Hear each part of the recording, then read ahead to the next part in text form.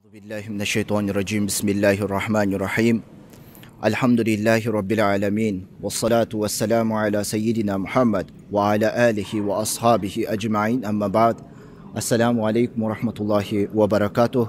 Құрметті жамағат, барлықтарыңызды алысты, жақынды басып келген қадамдарыңызға Аллах Тағала сауаптан жазсын.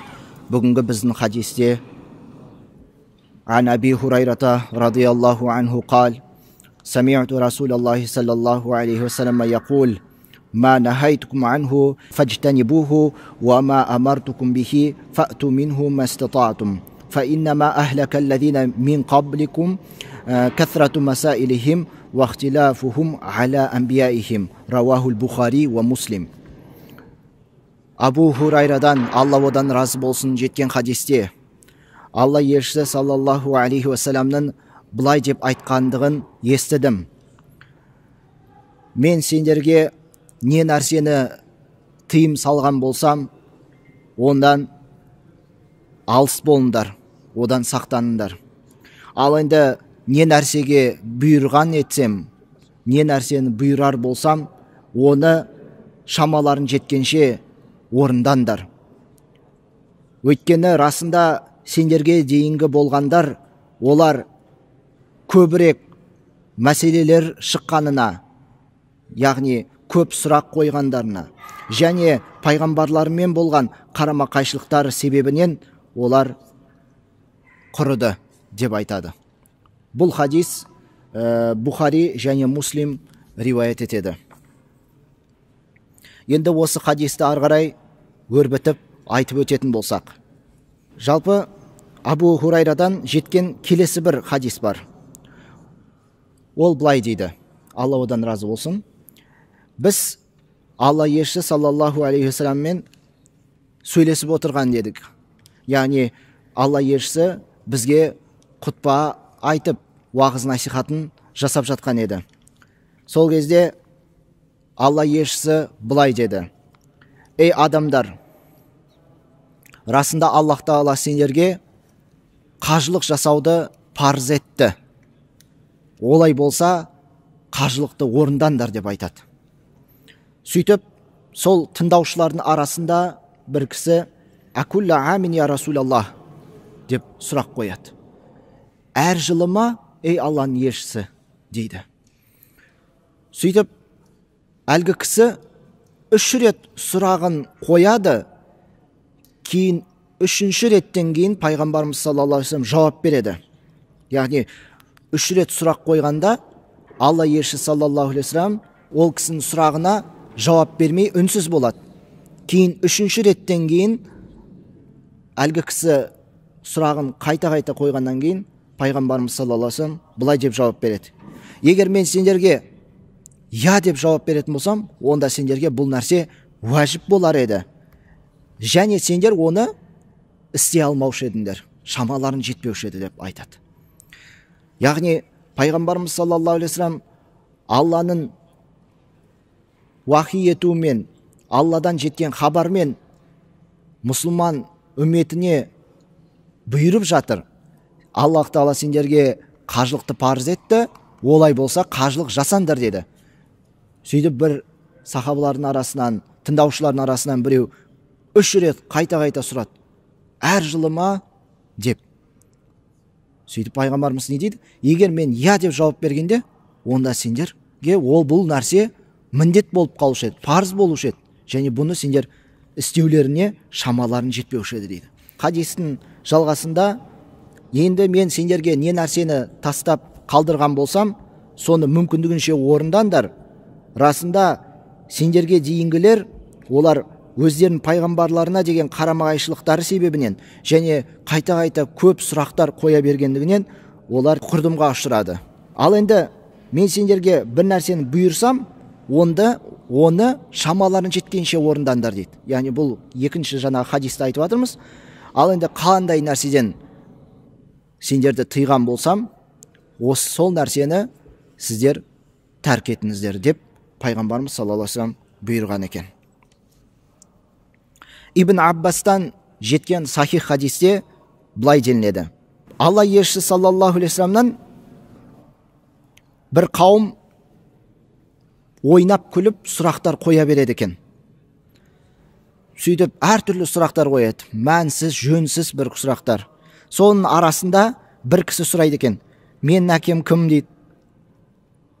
Сөйтіп жаңағы мынау түйелерді көрсетеді да, мен түйем қайсы деп өз түйесін көрсетеді, бірақ мынау түйесін, менің түйем қайсы деп сұрақ қояды, менің әкем кім деп. Сондай сияқты бір жеңіл желпі ойнау үшін, әзілдесу үшін сұрақтарды қоя береді екен Алла елшісі саллаллаху алейхи вассаламға.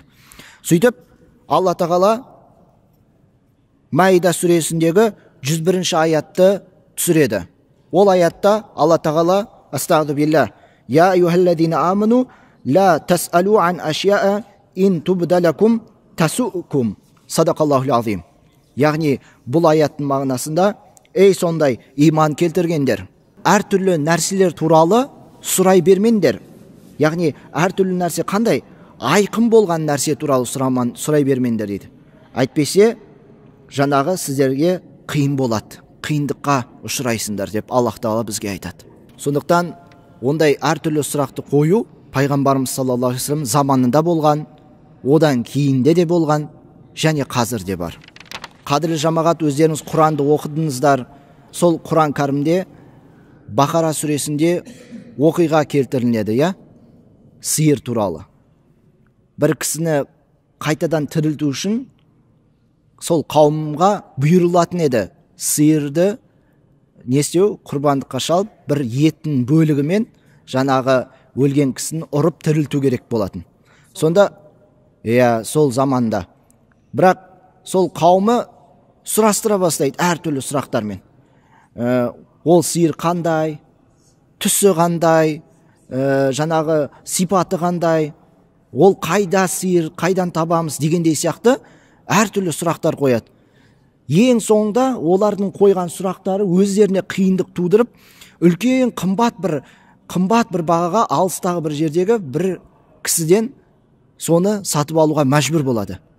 Осы оқиғаның өрбіткеннен кейін, осы оқиға Құранда келтірілгеннен кейін тәпсіршілер айтады. Бұл бізге, момын мұсылмандарға, жалпы Құран оқитын, Құран танитын осы оқиғадан алатын үлкен бір ғибраттардың бірі, егер бір нәрсе бізге бұйырып келген болса, айтылған болса, осыны істеу керек деп, болды, соны бірден сол мезетте, сол сәтте орындау керек, артық сұрақтарды қоймастан. Артық сұрақтар қойған сайын, ол момын мұсылманға қиыншылық тудыра береді. Сұрақтың үстіне сұрақ кете береді, оның шегі жоқ. Ал бір нәрсені істе деп айтылды ма, шамай жеткенше соны орындау керек. Сөйтіп тәпсіршілер айтады, егер де олар Алла бұйырған бұйрығын сиырды тауып, соны құрбандыққа шалыңдар деп айтқан кезінде, бауыздандар деген кезінде, олар егер кез келген бір сиырды тауып бауыздағанда, сонымен жеткілікті болар еді, іс тынар еді. Бірақ олар ол нәрсемен қанағаттанбай, өз істерін өздеріне қиындатып жіберді. Міне бұл нәрсе момын мұсылмандарға үлкен бір сабақ, үлкен бір ғибрат. Жалпы мынандай бір сұрақтар болады. Оның сұрақтарының жауабын былайша айтқанда пайғамбарымыз саллаллаху алейхи вассалам кезінде де қойылған, одан кейінгі уақытта да қойылған, қазірде де ол туралы ойланатындар біраз бар. Бірақ оның жауабын Аллаға ғана мәлім, Аллах қана білетін бір сұрақтардың жауабы бар. Оның ішінде жаңағы қиямет қайым деп айтады. Рух жайында сұралады. Құранда аят бар ғой, олар сенен рух туралы сұрайды деп. Пайғамбарымыз саллаллаху алейхи вассаламға Аллах тағала айтып жатыр. Айт, оның рух жайында бір Аллах тағала біледі деп айт. Ол Алланың ісі, мин амрилlah, Алланың ісінен ол рух деген нәрсе, қиямет қайым деген нәрсе. Және сондай сияқты бір, былайша айтқанда, Алла жасырып қойған, Аллаға ғана мәлім болған бір мәселелер бар. Ол туралы сұрақ қойып, тереңдетіп, оны іздестіріп бізге қажет емес. Яғни біз білуіміз керек болған міндетті нәрселер бар, және біздің білуіміз міндетті емес болған нәрселер бар. Осы нәрселер бізге екі түрлі берілген, соны біз қабылдауымыз керек, соған біз мойынсынуымыз керек. Ал енді сондай сияқты мына жерде айтылынады, халал мен харамға қатысты да сұрақтар тура сол сияқты дейді. Мәселен бізге мына фиқ кітаптарымен, фиқхи кітаптармен баян етілген анық түрде айтылған, Құранмен келген, хадиспен келген адал болған тағамдар, арам болған тағамдар келген мәселен, иә. Немесе тек қана тағам емес, басқа да бір іс әрекеттер, амал әрекеттер, жейтін, ішетін нәрселер, ол барлығы мысалға нақты Құран мен хадиспен келеді, ол біз білеміз, бізге мәлім ол нәрсе. Соған қарамастан, егер момын мұсылман, былайша айтқанда, мына жерде айтады, мынау арам етілмеген нәрсені, бұның үкімі қалай болады деп қайта әр нәрсені шұқылай берген, ол да дұрыс емес дейді. Яғни, былайша айтқанда, бұған дейінгі қауымдардың құрдымға әкелген нәрселердің бірден бірі осы нәрсе екен. Адал мен арам нәрселерді қайта тереңдетіп, сол мәселеде терең кіргендіктерінен олар құрдымға ұшыраған дейді. Яғни адал арамды ол білу керек, ол білмеу керек деген нәрсе емес. Бірақ жаңа айтылған ғой Маида сүресінде, сендерге нақты белгілі болған нәрсені қабылдандар, соны ұстаныңдар, иә? Ал енді одан бөлек нәрседе жаңағы сұрақтармен көбейтіп тереңдете бермеңдер. Бұл нәрсе сендерді тек құрдымға әкеліп соғады делінеді. Енді Саидтен жеткізіледі сахих хадис, Алла елшісі саллаллаху алейхи вассаламның былай деп айтқаны жайында. Мұсылманның мұсылманға жеткізген қасіреттің бірі зиян шектіру. Яғни бір мұсылман басқа бір мұсылманға зиян шектіреді, ең сондай үлкен зиян шектірудің бірі ол не десеңіздер, мына жерде айтады: "Ман саала ан шайин лам юхаррам фахуррима мин ажли мас'алатихи" дейді. Бұл сахих Бухариде келеді хадис. Яғни айтылмайын деп жатқан нәрсе ол не бұл жерде? Ұғым. Мұсылманның мұсылманға жасаған обалдығы, қасіреттігі, жамандығы ол не нәрсе? Сондай бір мәселе туралы сұрайды. Ол негізінде бастапқыда харам етілмеген еді. Бірақ сол кісінің сұрағаны себебінен харам болғандығы мәселенің міне осы нәрседен асқан жаман нәрсе жоқ дейді. Мұсылманның мұсылманға жасатқан жамандығы. Көрдіңіздер ме? Сондықтан әр нәрседе қайта сұрақ қоя беру, бұл жаңа айтқанымыздай шариғатта дұрыс емес екен. Пайғамбарымыз саллаллаху алейхи вассалам ол былай деп айтылған еді, былай деп естіген едім деген сияқты сөздерден тыйған болатын мұсылмандарды. Яғни мынау пәленше былай деп айтты, мынау былай деп айтты деп айта беру дұрыс емес дейді. Ва касрати суал, және көп сұрақ қоюды пайғамбарымыз саллаллаху алейхи вассалам тыйған. Ва идаатул мал, және мал мүлікті құр босқа шашу, жан-жаққа жоқ ету мал мүлікті. Яғни пайдасыз бір нәрселерге малды сарп ету. Өзіне пайда тимейтін, не дүниелік ісіне пайда істемейтін, не ақыреттік ісіне пайда істемейтін мал мүлікті шашу онды солды. Сондай көбірек сұрақ қою, және қиля ва қал, яғни айтты, айтылды дейтін нәрселерді көп айта берудің өзі дұрыс емес екен.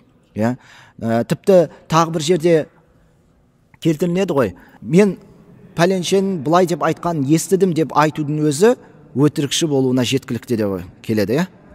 Сондықтан ондай нәрселерден де сақ болу керек екен. Яғни нақты егер білмесек, хабардың, мәліметтің қаншалықты рас екен, қаншалықты дұрыс екен, қаншалықты Құран мен хадиспен келгенін білместікпен, оны мен естіген едім, былай деп айтқан еді деп айту, ол дұрыс емес делінеді. Анастан жеткен риуаятта былай делінеді: біз өзімізді Алла елшісі саллаллаху алейхи вассаламнан әртүрлі нәрселерді сұрай беруден өзімізді тыйған едік дейді. Анас айтады, радиаллаху анху. Ал енді қашан біз егер пайғамбарымыз саллаллаху алейхи вассаламнан бір нәрсені естіп білгіміз келсе, оны біз көбінесе қай кезде білеміз дейді? Анау бәдәуи келіп, бір жерден бәдәуи келіп пайғамбарымызға келеді, бір нәрсе туралы сұрап қалады. Сол кезде естіп қалып, соны біліп, сол кезде ұқпасақ, басқа кездерде қайта пайғамбарымыздың бір нәрсені сұрай беруден біз өзімізді тоқтатқан едік дейді. Не үшін олар сөйтіп істеді деген сұрақ туындайды. Неге олай істеді? Өйткені пайғамбарымыз саллаллаху алейхи вассаламға уахи 23 жыл бойы келді Алла тағаладан. Дұрыс па? Құран 23 жыл бойы түсірілді. Сөйтіп Меккеде түсті, Мединада түсті. Әр аяттың өзінің бір себебі бар, асбабул нузул, әр аяттың себебі бар түсудің, оның қай уақытта, қай жағдайда, қай мәселеде түскен байланысты аяттар бар, және пайғамбарымыз саллаллаху алейхи вассалам хадистері бар, белгілі бір мәселелерге қатысты. Сондықтан сахабалар, Алла олардан разы болсын, сахабалар олар күтетін еді. Бұл мәселені егер біз білмесек, демек ол әлі бізге білу шарт емес. Демек оны Аллах тағала білдіртеді. Демек пайғамбарымыз саллаллаху алейхи вассалам өзі айтады. Егер пайғамбарымыз айтпаса, егер Аллах тағала әлі Құранда келтірмесе, демек біз оны білмеуіміз керек деп айтады. А егер бір нәрседен сұрап қалатын болса, олар тек қана не нәрсені сұрайтын еді сахабалар? Олар мынаны сұрайтын еді. Егер мынандай болып қалса, біз қалай өзімізді ұстауымыз керек? Мынандай бір жағдай болып қалса, біз не істеуіміз керек деген сияқты бір сұрақтар, көбінесе осындай сұрақтар қоятын еді. Сөйінде Алла елшісі саллаллаху алейхи вассалам егер білетін болса, сол кезде айтатын еді, немесе Алла тағаладан Жәбірейіл періште арқылы уахині күтетін еді. Өздеріңіз білесіздер.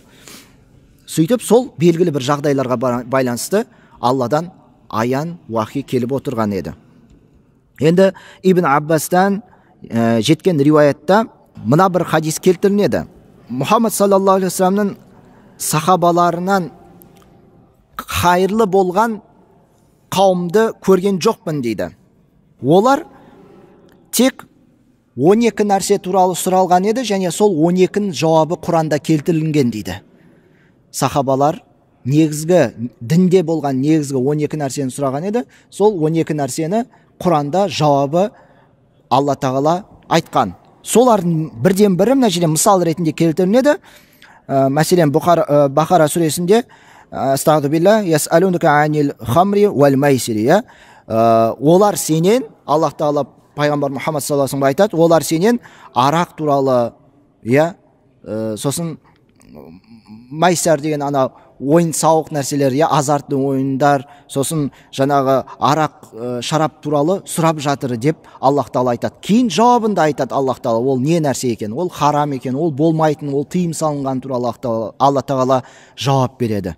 Сондай-ақ Құран кәрімде ол да Бақара сүресінде былай деніледі. Астағфирулла, ясалунка ани шахрил харам. Садақаллаху лазим. Олар сенен харам болған ай туралы сұрап жатыр дейді. Харам болған ай туралы деген кезінде жаңағы соғысуға болмайтын ай, ораза тұтатын ай, қасиетті айлар туралы, жаңағы әртүрлі айлар туралы олар сенен сұрап жатыр деп Аллах тағала жауабын айтып, міне осы айларда жаңағы соғысуға болмайды деп аят келтіреді. Осы айда ораза ұстау керек деп Рамазан туралы айтады. Мәселен, сондай әртүрлі сұрақтар келсе, сол сұрақтарға Аллах тағала өзі Құранда жауап береді. Және соның қатарында тағы бір аяттардың бірі сұрақ жауап ретінде келген. Бисмиллахир-рахманир-рахим. Фид-дуния вал-ахира ва ясалунка анил ятама. Садақаллаху азим. Бұл жерде олар сенен жаңағы жетімдер туралы сұрап жатыр дейді. Олар сенен жетімдер туралы деп сұрайды. Міне сол жерде Аллах тағала жетімдердің мал-мүлкін рұқсатсыз жемеу керек, ол арам болады, ол дұрыс болмайды деп Аллах тағала бұл жерде де жауаппен қайтарады осы үкім ретінде. Ибн Аббас былай деп келтіріледі, бәлкім күтіңдер дейді. Егер Құраннан бір нәрсе فإذا نزل القرآن فإنكم لا تسألون عن شيء إلا وجدتم تبيانه. Яғни Құран кәрімде қашан бір нәрсе түсетін болса, яғни сендердің араларында бір сұрақ мәселелер болса, оның жауабын міндетті түрде баян етілген жауабын Құраннан таба аласыңдар деп келтіріледі.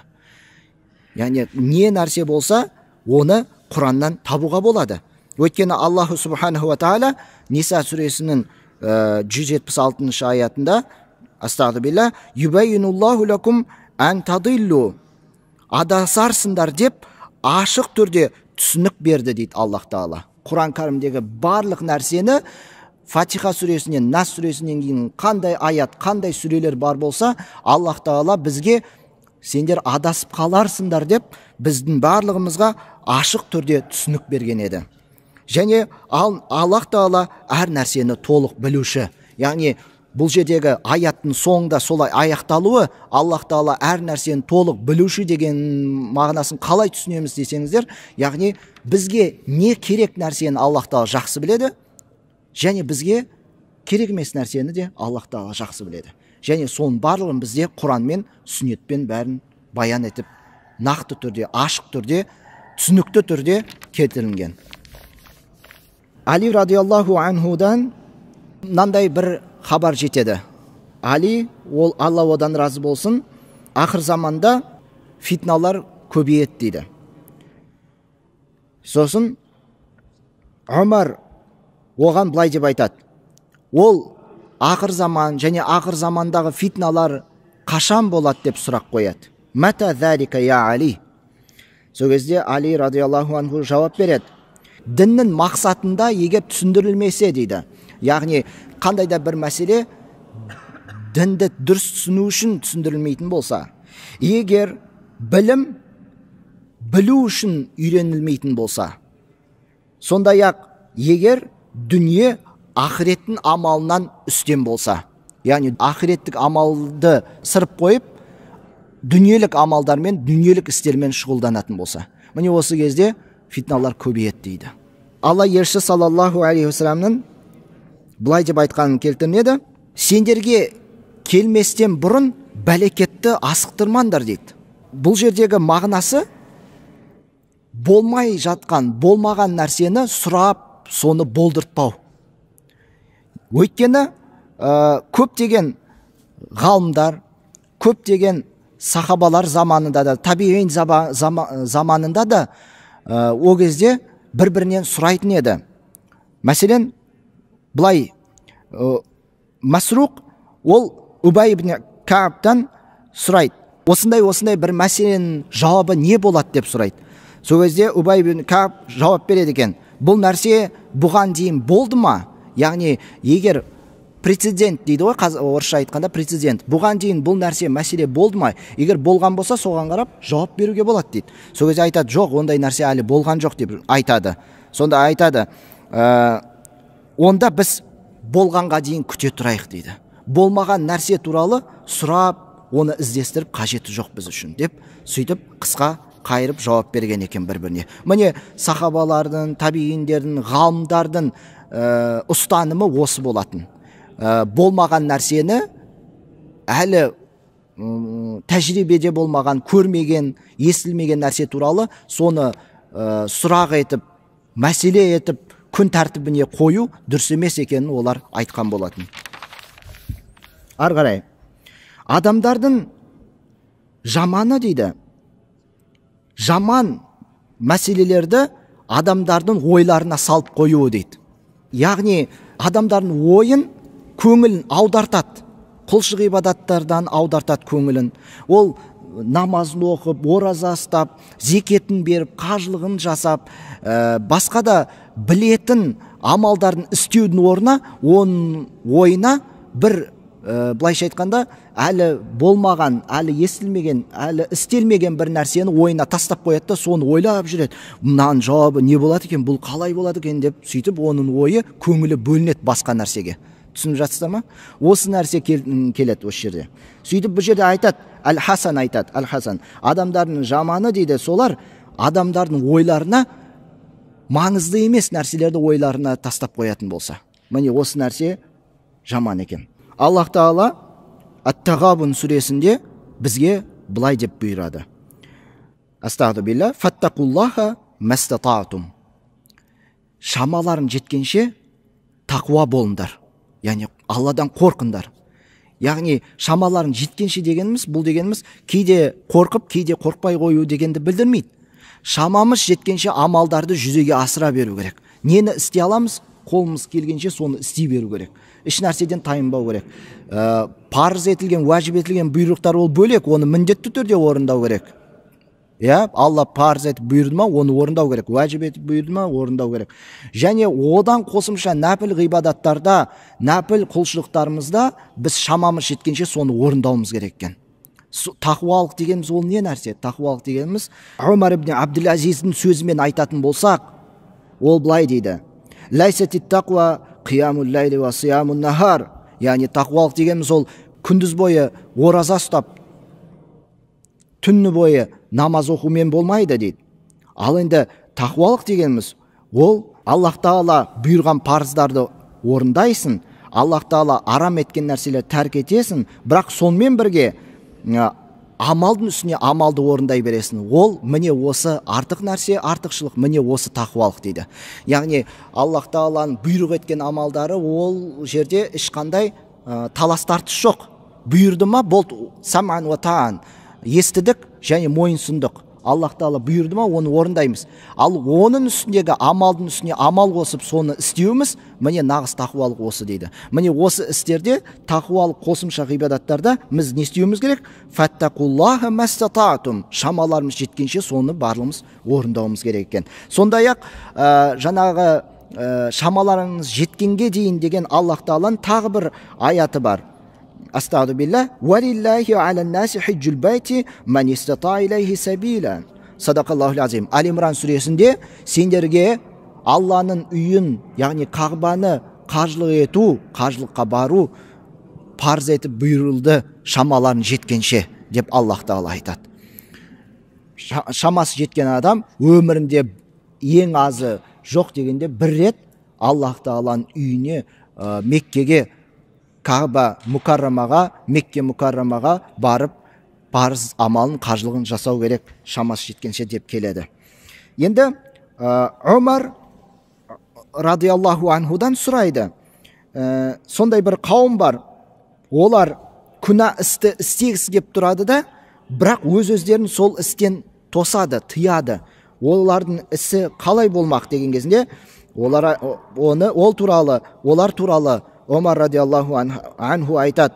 Олар сондай бір қауым, Аллах Тағала олардың жүректерін тақуалығымен емтихан етіп, сынақтан алды. Және оларға кешірім бар, және үлкен бір сый-сияпат, сауап бар деп жаңағы Омар радиаллаху анху сондай қауым туралы айтады екен. Яғни біз, момын мұсылмандар, күнәдан тыйылып, істемеуге тырысып, және жаңағы қолымыздан келгенше бар күшімізбен Алла бұйырған істерді, жаңағы қосымша ғибадаттарды барлығын біз істеуіміз қажет екен. Саубан және басқа да риуаяттарда келеді, Сахих, Ибн Маджа, Ахмад риуаяттарында, Табарани риуаяттарында келетін хадисте Алла елшісі саллаллаху алейхи вассаламнан былай деп келтіріледі. Сендер турашыл болыңдар. Турашыл болған кезінде барлық нәрсені түп-түзу орындандар дейді. Барлық діндегі нәрсені түп-түзу орындандар, бірақ оның санына жете алмайсыңдар дейді. Санына жете алмайсыңдар дегендегі бұл жердегі мағынасы бәрібір толық 100% орындай алмайсыңдар деп айтылады бұл жерде. Демек, біз шамамыз жеткенше соны істейді екенбіз. Мына хадисте айтылады ғой, Алла елшісі саллаллаху алейхи вассалам, шамаларын жеткенше мен бұйырған істерді орындарыңдар дегеніміз осы екен. Жаңа айттық қой, момын мұсылман амалдарды бәрібір дегеніне жеткізіп 100% орындай алмайды дегенімізді қалай түсінуімізге болады? Мәселен, дәрет алу. Біз, альхамдулилля, намаздың алдында дәрет аламыз. Жаңағы дәреттің парыздары бар, сүннеттері бар, мұстахаб мандуб амалдары бар қосымша. Енді сөйте тұра кейде бір жағдайлар болады, денсаулыққа қатысты, судың болмай қалуына қатысты қандай бір жеңілдік бар, ол тайаммум алады момын мұсылман. Енді ол дәретті сумен алғандай сияқты толық алған жоқ. Ол тайаммум алды.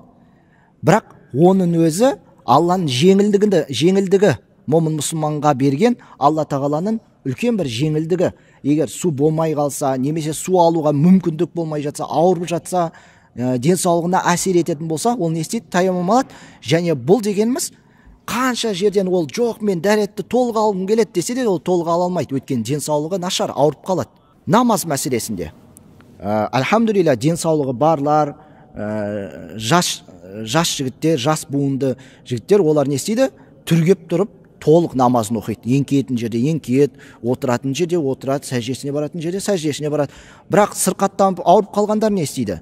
Пайғамбарымыз саллаллаху алейхи вассалам не деді? Егер тұрып оқи алмасаңдар, отырып оқыңдар, отырып оқи алмасаңдар, онда жатып оқыңдар деген екен. Яғни бұл дегеніміз ол толық орындай алмайды, бірақ оған бір жеңілдіктер беріліп қойды. Бұлай болса да орындасам болады, Алла тағала қабыл етем дейді. Және зекет. Зекет парыз ба? Парыз. Бірақ кімге? Шамасы жеткендерге.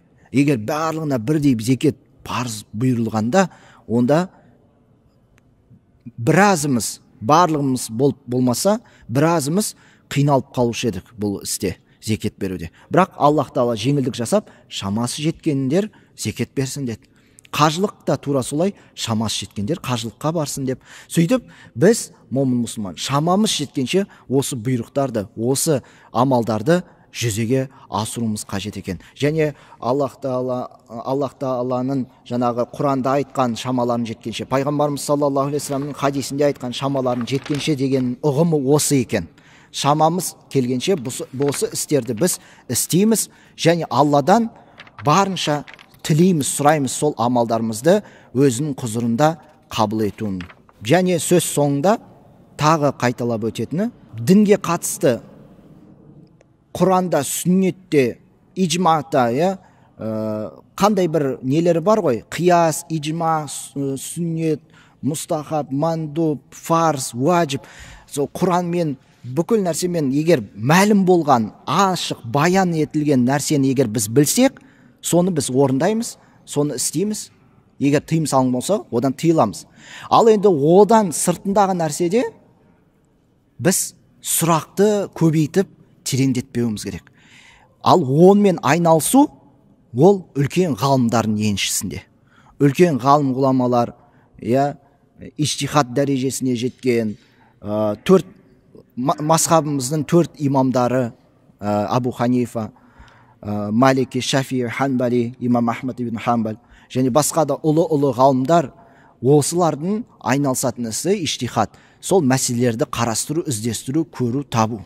Ал ауам, көпшілік жамағат, көпшілік мұсылман қауымы беймәлім болған нәрсе, әлі кездеспеген нәрсе, әлі оқымаған, тәжірибеде болмаған нәрсені қайта-қайта суырып салып, соны ортаға тастау, бұл дұрыс емес екен. Басқа момын мұсылмандардың ойын бөліп, оны сол оймен шұғыл еткіздіріп, өзінің парыз амалдарынан оны бөліп алу, осы нәрсенің барлығы дұрыс емес екен. Осы нәрсені Алла елшісі саллаллаху алейхи вассалам бізге ескертіп айтуда. Аллах тағала ниетімізді, қабыл мұратымызды асыл етіп, күнә қателіктерімізді кешіріп, істеп жатқан, шамамыз келгенше жасап жатқан құлшылық ғибадаттарымыздың баршасын өз құзырында Аллах тағала қабыл етсін, сауаптан жазсын. Ва ахиру дауана анилхамдулиллахи раббил аламин. Ва салату ва саламу аля саййидина Мухаммад ва аля алихи ва асхабихи ажмаин би рахматика я Алла разы.